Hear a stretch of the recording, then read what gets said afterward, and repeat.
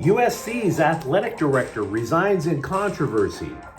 The Lakers seek redemption as the West Coast Finals shifts to LA, and Julio Urias gives up a lot of home runs. Good morning, I'm James. This is your daily dose of sports and snark for the greatest sports city in the world, Los Angeles. This is the faithful Angelenos morning report. Super early morning report. It is May 20th, 2023. We have added yet another new subscriber to the Angelino familia. I appreciate every last one of you. Always have, always will. And if you like being in the know about LA sports, clickety-clack the like button. Clickety-clack the subscribe button. There's a notification bell. Hit that. It'll let you know when we drop new content. Sharing is caring. Let people know we exist. And yeah, comment. I try to get back to every one of you guys. I'm on the road a lot. Keeps my mind working. Now, before we go through the news and notes, a look at the scoreboard. Mookie Betts hit a 3-run home run. The Dodgers rebounded from that booty whipping a couple of nights ago to put down St. Louis 5-0. Here's the deal. Your first place, LA Dodgers. Love talking about them. Can't stop hating on San Diego. It's something that I thrive upon. The San Diego Padres, the worst team that money ever bought, are now 8.5 games behind the Dodgers. They were 1 game behind the Dodgers, and then they decided to jerk with Clayton Kershaw with that stupid scoreboard emoji. They are now 5 games under 500, and they just put Manny Machado. I can't stop hating on the Slum Diego Padres. They're like a bad fart that never goes away. But the Dodgers are still in first place. Also, the Sparks opened the WNBA season in surprisingly strong fashion. 94-71, a victory over the Phoenix whatevers. Nanika Ogumike scored 17 points to lead the Sparks. Meanwhile, today, very busy day for LA sports. Denver is playing at the Lakers in Game 3 of their best of 7 Western Conference Finals. It's at 5:30. Denver leads the series 2-0. We're going to talk a little more about that series in a moment. Know this, if you're looking for additional defensive help against the Joker, Nikola Jokic, Mo Bamba is still out. There is no technical backup center for the purple and gold. Dallas is at St. Louis at 5:15 again. Noah Syndergaard is 1-3 with a 5.94 ERA versus Miles Mikolas, 2-1 with a 4.91 ERA. It is Galaxy Game Day, the team that keeps us all humble. They are at DC United at 4:30. The Galaxy, the 5-time MLS Cup winners, have fallen so low. The season's about a little more than a third of the way done. They have yet to win on the road. They have only scored 1 goal on the road. That's how poorly constructed this team is. San Jose is at LAFC at 7:30. San Jose handed the black and gold their only loss of the MLS season. USC athletic director Mike Bohn resigned Friday with immediate effect. Now, he helped helped a very swift rebuild of the football program by letting Clay Helton and his merry band of incompetents finally go in favor of hiring Lincoln Riley away from Oklahoma. He also hired Andy Stankiewicz as the baseball coach to hopefully rebuild that program. Remember, decades ago, under Rod Dedeaux, the Trojans were just a bunch of monsters, always going to the College Baseball World Series. That hasn't been the case for a long time. Bohn is also the guy who was spearheading the school's move from the Pac-12 to the Big Ten. A move will take effect next year. Not only was that USC's move, but he apparently played a big role in sweet-talking UCLA into making that move. The Big Ten, they weren't just going to take one team. They needed somebody else to balance things out. So he ran the Trojans athletic department for 4 years, and it was an impactful 4 years with benefits for the Trojans program. Or was it? See, when somebody resigns with immediate effect and they give out a statement to the press saying that it's for health reasons, the scribes, at least to their credit, get a little suspicious. So the LA Times reported that it was actually because the dude made a bunch of inappropriate comments to female colleagues. 6 sources, not 1, not 2, but 6 sources told the Times that he would miss meetings, that he managed the department poorly. The Times also went back to his former employer. Bone was the former athletic director over at University of Cincinnati. They found a trainer over there. The trainer said that Bone was kind of touchy-feely with the female employees there, trying to give them shoulder rub downs, touching their back, stuff like that. This is a hit to USC's program across the board. Now, they're pretty much fine fettle now. I mean, obviously, the football team, they're back on the national stage. They had a Heisman Trophy winner last year. Lincoln Riley has done wonders. We're not necessarily certain about the direction of the baseball program. The basketball program, both genders, by the way, have rebounded pretty well. The USC men's program, they have a top 10 recruiting class. They might wind up being the class of the Pac-12 in their final year. So to say that, to just clown the guy out the door and not recognize the good that he has brought, it's a little short-sighted. But now you're taking the guy away who helped create all of that. So this is an issue because USC has big issues that need to be solved. Whether Bone was the guy to do it or whether Bone simply can't be the guy to do it because he's not a good guy, who knows? Among the challenges facing USC, the school's technically, obviously, still in the Pac-12. They haven't moved to the Big Ten yet. Somebody needs to be the advocate for USC with all of the bumps and all of the changes that are going to be taking place with this big money power move to the Big Ten. Got to make the transition smooth. For that matter, what about NIL collectives? You see, as part of the name, image, and likeness agreement where athletes in college can get paid, one of the things that schools can do is they can allow, I should say, is have boosters create these things called collectives where they technically hire athletes to do promotional work. There are a number of schools that have these collectives. USC has tried to limit the impact of collectives because they don't want to get put on NCAA probation in the future for breaking the rules. Bone put the hammer down on a couple of these NIL collectives. So let's say another one comes out of the woodwork and a newer AD is not as thorough, and all of a sudden a rule or two gets broken. That Bone might have potentially stopped.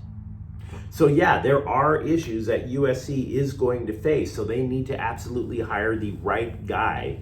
Definitely somebody who's going to advocate for USC, and definitely somebody who has his finger on the pulse of all these crazy rules that the NCAA still can enforce. SI compiled, by the way, a list of 5 potential replacements for Bone. 5. Now, this may just be a wish list. This may just be throwing names up against the wall. Have no idea. But I will give you those names just to bandy it about. Washington State Athletic Director Pat Chun has worked at Ohio State, for example. Theoretically, somebody who can help smooth things out with the transfer to the Big Ten Conference. There's Colorado Athletic Director Rick George. Villanova Athletic Director Mark Jackson used to work over at USC. There's that possibility. Brandon Sosna, he actually worked under Mike Bone and then 2 years ago left for the NFL to go work for the Detroit Lions. Is it possible that he still wants to work at USC but just found the culture under his former boss a little difficult? Could they talk him into coming back? He was also a big part of the group of people in the athletic department that lured Lincoln Riley. Ed Stewart, by the way, would be an in-house option. So at least right now, if there is a short list, you could imagine 1 or 2 of those names being on it. Anthony Davis denied that the Lakers were fatigued after they dropped game 2 in a fourth quarter collapse. Trying to tell us, don't believe our lying eyes, right? And, I'll be honest with you. I appreciate the fact that he's trying to say, no, we can go all night. It's kind of like what you wind up saying to your girlfriend, after a night out of drinking. Yeah, I can still hang. No, you can't. No, you can't. You need that rest. Denver makes a big deal, for example, obviously, out of playing a mile above sea level. How that jerks with your oxygen intake, stuff like that. And if you looked at it, LeBron James was walking the ball up the court instead of trying to play bully ball. He was settling for 3-point shots when the game was still within reach instead of trying to overpower people. Anthony Davis was missing 4-foot shots, and he's trying. He's trying to tell us something that we obviously don't believe. Here's how tired the Lakers probably were. They haven't lost consecutive games since mid-March. They are 4-0 when it comes back after a loss in the playoffs. This time, they couldn't find a way, right? If you watch the game, it's hard to believe that they weren't tired. As for LeBron James getting clowned for looking tired at the end of the game, he got to be fair with the guy. He's 38 years old. He played over 40 minutes in 7 playoff games so far this year. So, yeah, they're saying they're not tired. Clearly they were up in Denver. But maybe we should cut them just a little bit of slack. Besides that, not only was LeBron James playing 40 minutes again in Denver a couple of days ago, the dude wound up guarding Nikola Jokic in the fourth quarter. That's a big ask. That's going to take a lot of energy. So the bottom line is they didn't want to admit how tired they were. But if there is a plus, they no longer have back-to-back games in Denver. Starting tonight, you got 2 games in LA. The series still goes on. It's 1 game in Denver and then back and forth until the first team gets to 4 victories. Why should we have any source of optimism? You might be asking yourself. Well, the first thing I would say is the Nuggets allowed the Phoenix Suns back into a series when they had the Suns down 2-0, and the Suns were without point guard Chris Paul. He got injured. I would also argue that a reason for optimism is that the Lakers are 7-0 at Crypto.com in the postseason. So if you start with a win tonight, again, all the Lakers have to do is hold home court and get 1 victory in Denver. That's it. Hold home court, 1 road win, and they're in the conference finals. Many basketball players will tell you it is not a series until somebody takes a game on the road. That just hasn't happened yet. As for defending Jokic, please note, we were talking a couple of days ago about how Rui Hachimura had Jokic pretty much on lockdown during game 1 in the fourth quarter. Ham still started the game with Anthony Davis defending the Joker. Then he mixed in Hachimura. Then he put in LeBron James. How did it work? Pretty well. It actually worked very well. They cut 11 points off of Joker's point total from game 1 to game 2. What about a day of rest and playing in Los Angeles as opposed to Denver?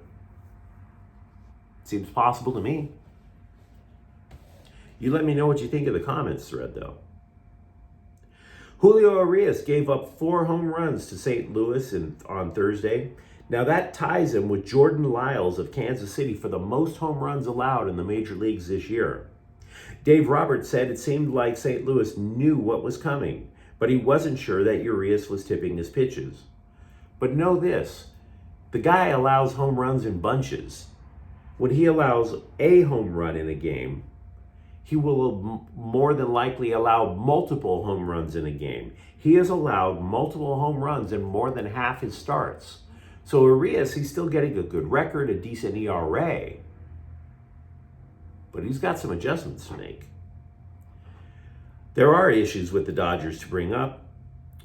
Trace Thompson is now hitless in 37 at-bats. The guy hasn't had a base hit since the third game of the regular season.